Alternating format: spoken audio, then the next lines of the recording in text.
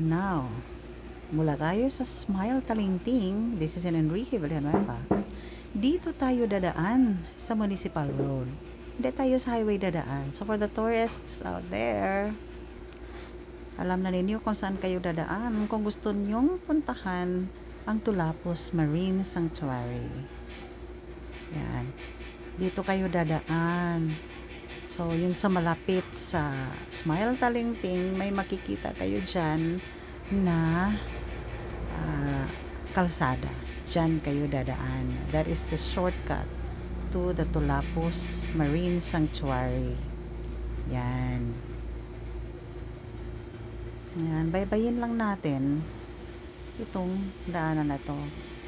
So, bukod sa napakaaliwalas po ng ating pakiramdam pag dumaan tayo dito, maganda rin po ang mga tanawin. Yan. Kita nyo yung tower na yan sa unahan. Yan ang tower ng Globe. Kaya malakas po ang signal ng Globe dito sa Enrique Villanueva. O, tingnan ninyo, oh. Nakakagaan po ng damdamin kapag dumadaan po kayo dito. Yan.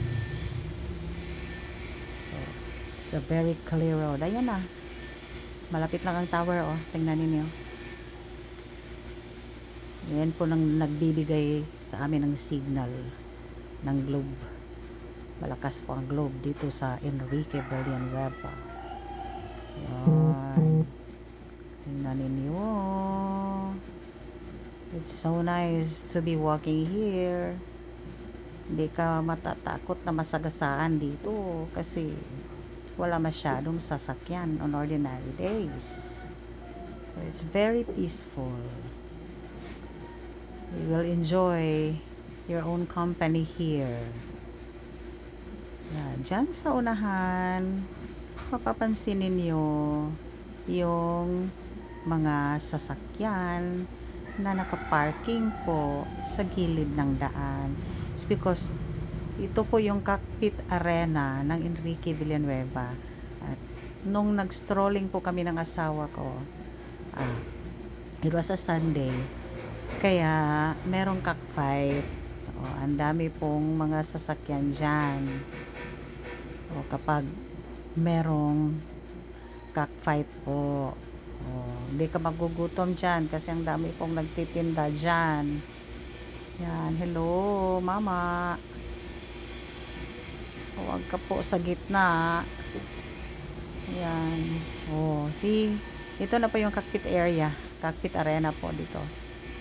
Kaya marami pong mga tao kapag ganitong linggo. Punta tayo doon sa unahan pa. Ayan, wala na namang masyadong mga sasakyan dyan. Clear na po. See there.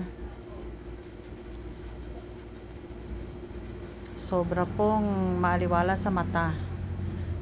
Papunta na po tayo sa Tulapos Marine Sanctuary. Ayan.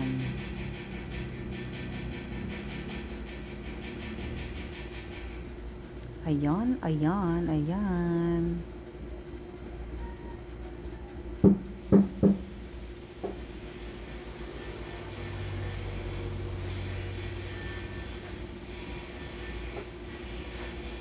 Here, ayan na. Nandito na tayo sa Tulapos Marine Sanctuary, oh. Ayan. Yarn. So that is Tulapos Marine Sanctuary. May mga gears kayo, diving gears kayo na pwede na dyan, i-rent dyan para makapag-dive kayo. Now this road now leads to the highway. There. Papunta na tayong highway. Marami pong mga kahoy sa ating daraanan. Tingnan po ninyo. But still, it is very clear. Hindi ka matatakot na baka may makabangga ka dyan. Kasi wala masyadong sasakyan po dito. But of course, kahit magkaganon pa man po, we still need to be very careful when we drive. Ayan, si aso nasa gitna ng kalsada. Okay.